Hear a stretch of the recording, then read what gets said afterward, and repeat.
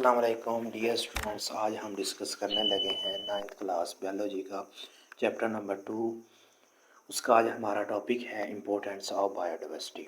तो बायोडाइवर्सिटी की बहुत ज़्यादा अहमियत है, जिनके अंदर सबसे पहले आती है एकोसिस्टम स्टेबिलिटी।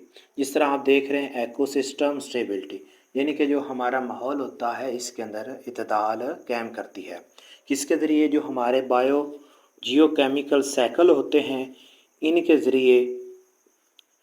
दूसरा ये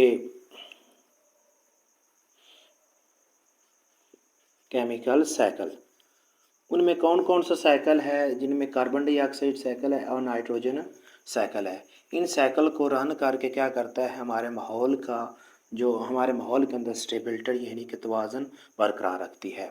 इसके बाद हमारे पास दूसरे ये अहमियत है क्लाइमेट रेगुलेशन, यानी कि हमारे माहौल के अंदर इत्ताल रखती है, हमारे माहौल को रेगुलेट करती है। जिनके अंदर हमारे पास क्या हैं, प्लांट हैं और एल्गी है।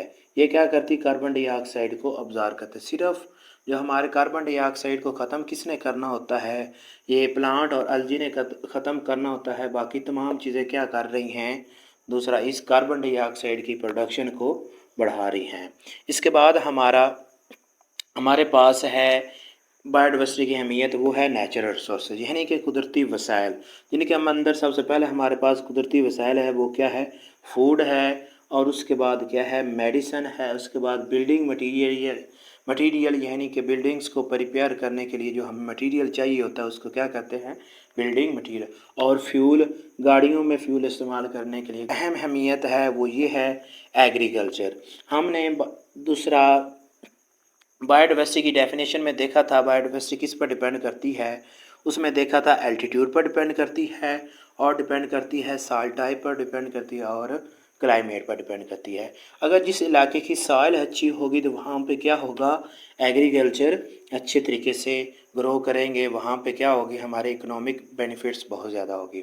उसके बाद है इकोनॉमिक बेनिफिट्स में टूरिज़म यानी कि टूर करने के लिए, सैर व तफरी करने के लिए हमारे पास बायोडाइवर्सिटी अहमियत रखती है। इसके बाद है फार्मास्यूटिकल्स, यानी कि जो फार्मास्यूटिकल जो अद्वियात बनाने वाली कंपनीज़ होती हैं उनको क्या कहते हैं, फार्मास्यूटिकल्स कहते हैं। तो हम ज़्यादातर अद्वियात किससे हासिल करते हैं, हम ज़्यादातर अद्वियात हासिल करते हैं प्लांट से हासिल करते हैं। ये थी हमारे पास बायोडाइवर्सिटी की अहमियत। I hope